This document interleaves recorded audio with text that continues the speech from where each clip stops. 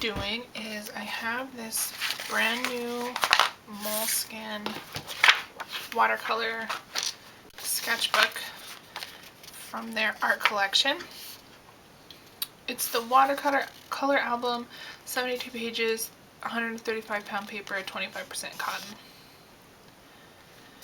I've used these before.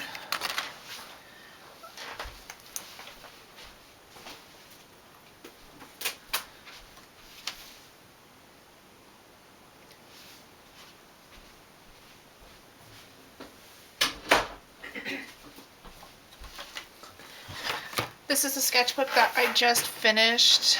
I wasn't really working on it that consistently, so it took me basically since the beginning of 2020 to finish. I think I did this one in 2019 actually. I took a wash painting of a church by my mom's house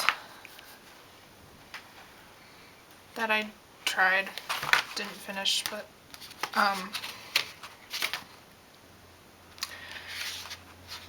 so I did that, and the first dated one is January 8th, 2020. I like this paper. It's good for, it's smooth enough for pen, ballpoint. It's thick enough for paint, markers. It doesn't get ripped up when you use Poscas and Molotow paint pens on it. They don't, a lot of the papers, a lot of the softer papers rip, but it's actually pretty good for those. And it's not the most awesome thing I've ever used for watercolor. I prefer, as my favorite, the Cotty paper. It just glows. And I used the same color palette on this as I did on this one, and it's just not as spectacular. I mean, it's great, still very satisfactory, but not glowing. So hopefully in the future I will make my own sketchbook, but I haven't decided on the paper. So for now, these are really good ones, and my goal for this brand new, pristine, beautiful thing full of white paper, feeling very inspired by this gorgeous thing right now, is to fill it up with beautiful things and to film the whole project, because I want to start a YouTube channel that involves art and sketching and being happier through sketching, and so this is my first attempt at a project. And I just got to the point here towards the end of this sketchbook where my spreads started looking really great, like I've been wanting them to, and it wasn't the case for this whole sketchbook because, like, I mean, the layouts weren't that great. I was still trying different materials, and I didn't quite have my feet under me, but this one was pretty good. And by the time I got to the end, I feel like I have kind of the hang of it. I did several spreads in a row where these pages were already in there, so starting here where I was really happy with how they turned out, and I think I could fill a whole sketchbook with them. And I don't think everybody has to have a perfectly beautiful sketchbook, but, and also I have like tons of really ugly sketchbooks. Here's one where I just do all kinds of crap in them and they look like crap. Like just testing new materials and doodling stuff that I've never tried before. And this isn't even the only one. I have a huge stack of them. So, but the reason I want to do this is because, like I said in the, previously, this I still haven't really nailed down what kind of rendering style I want to use, and there are a ton of different like aesthetics that I think are beautiful that I see on the internet that I really want to be able to do, or practice at least, and sort of just explore all of those different rendering styles for my own art style exploration and developing my own aesthetic. So I think building a designed sketchbook will be a wonderful way to do that, because my plan is to take inspiration from those different rendering styles that I admire from other artists and practice them in my own way, and also just practice layouts and designs and stuff, and hopefully end up with a really nice finished product here. So today, I just got this in the mail this morning, and my plan for today is to just sort of get it pretty. I do plan to decorate the cover, but probably not until I have like a really good idea for it. I love the black leather that these normally come with. They just look so nice. I remember when I first started out with doing art, having a reason to carry a Moleskine was like one of my main motivations for wanting to be able to make good art. They're just so beautiful and so classic, and so just like everything, the creamy paper and the black is gorgeous. So I'm gonna wait until I have something really nice to go on the cover. But I do have this bookbinding paper. I got this at my local art supply store. They sell them in really large sheets, and they come in like 20 by 30. They're really expensive. The 20 by 30 sheet of this paper was like $6 at my local art supply store, but for what it is, I think it's totally worth it, and it's a great way to start making this sketchbook gorgeous and creating in it without actually having the pressure of like designing a spread or anything. So that's what I'm gonna start with. I'm gonna put these pages in the front, and I have a couple of stickers that I might put on the second page as well.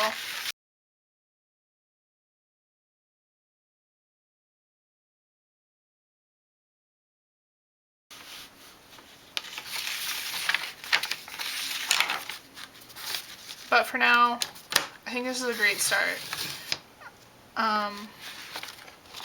Before I actually glue it in there, I want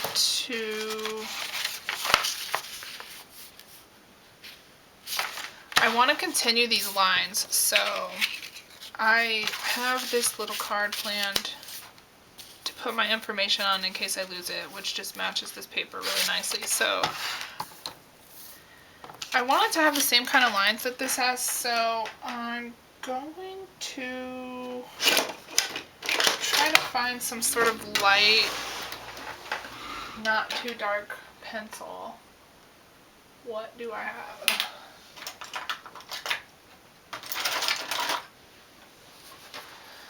Alright, so I have this Sarasa Clip pencil.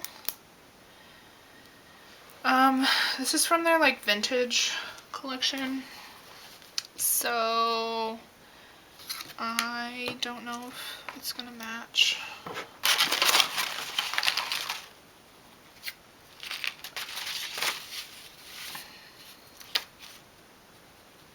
Oh yeah, that looks great. Okay, so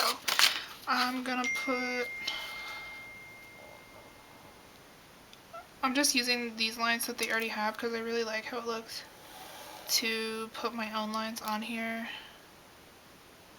I shouldn't have gone all the way to the edge because I don't like that.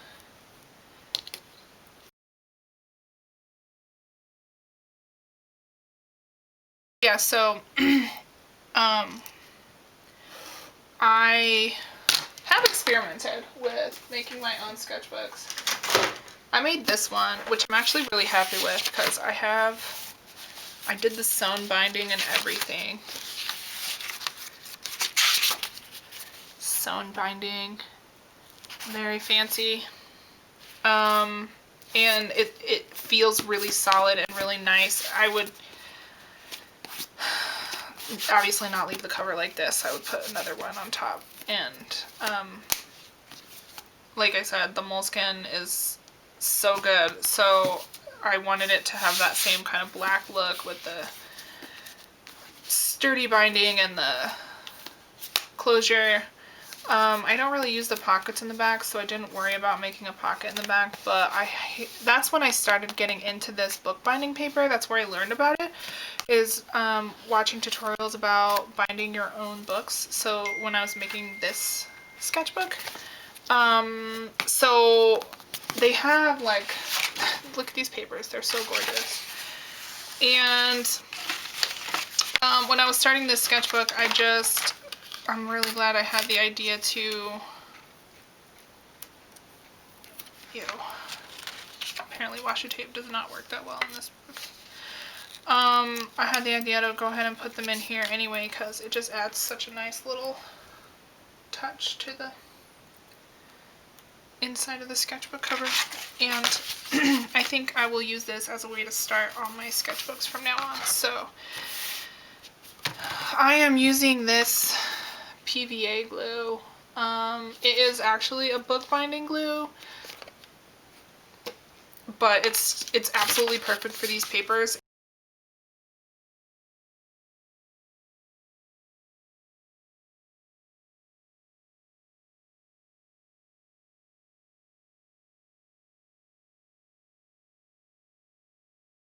So that worked out really nicely. And this page is always kind of stuck together, the second page in there. But I'm also going to put just some wax paper in between these sheets so it doesn't, and I'm running out of that. So it doesn't have any problems like sticking the next two pages together or anything. So I'll just put that right there until that's done drying. See, there's like glue left there. I'd rather it stick to the wax paper. Even though I'm going to cut it off, I don't want it to cause any problems with the rest of my pretty cute book. So I'll just leave that for that. And then this one is going to go on this side. So cute. Look at that. So cute.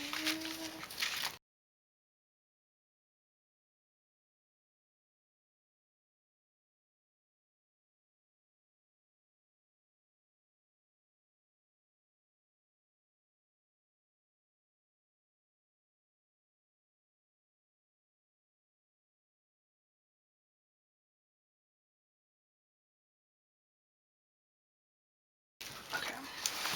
So I need more paper.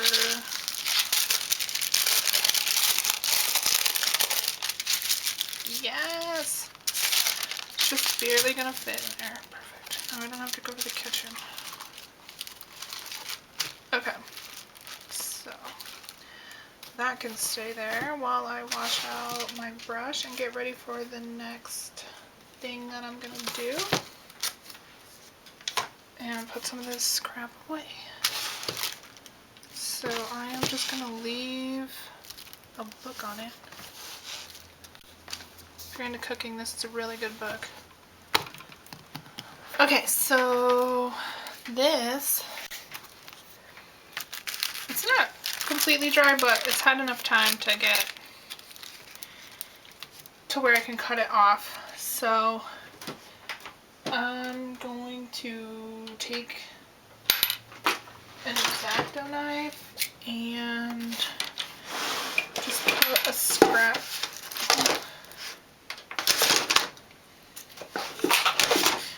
Yeah, just put a scrap piece of cardboard under here to cut this off with. Alright. side. And the other side, I'm just going to do with regular scissors. It's not quite dry, so I'm going to go ahead and put these back in while I do the back side. And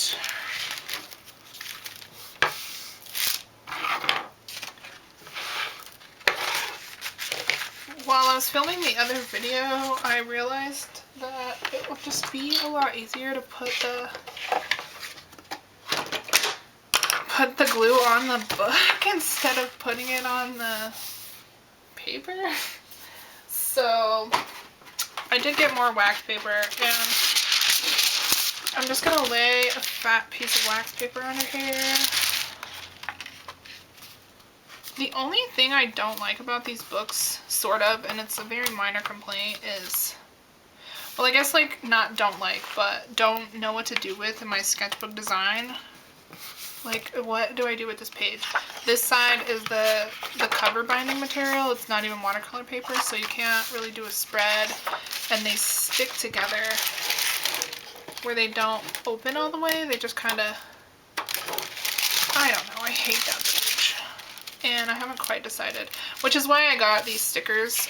I think that, like, on the at least front one, I could put the stickers and the date I started and everything, and then this back one, I don't know what I'm gonna do, but so for this, I'll just leave a little edge there, but I want this to go all the way across the middle. I think on the last one I probably could have had it to where I didn't cut it page to page, but since I was gluing the whole paper down, it was easier. So for this, I'm just gonna cut it and then do the whole inside part and one sheet, and then I'll do the pocket.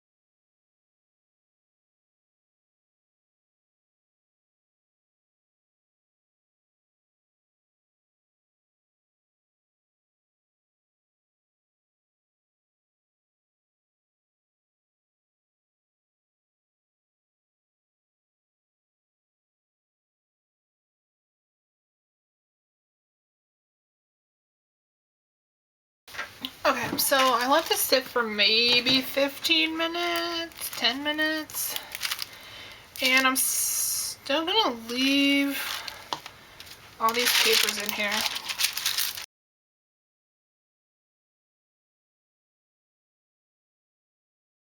Okay, so after I finished cutting the back, I came back to the front, and this is what I have for the front page. All I did was put in this little card with my information on it, and I put in a little sticker. So now my sketchbook is super cute on the very first page. I'm going to hopefully be filming my way through this entire gorgeous, fresh new sketchbook and designing the whole thing. So thanks for watching. Bye.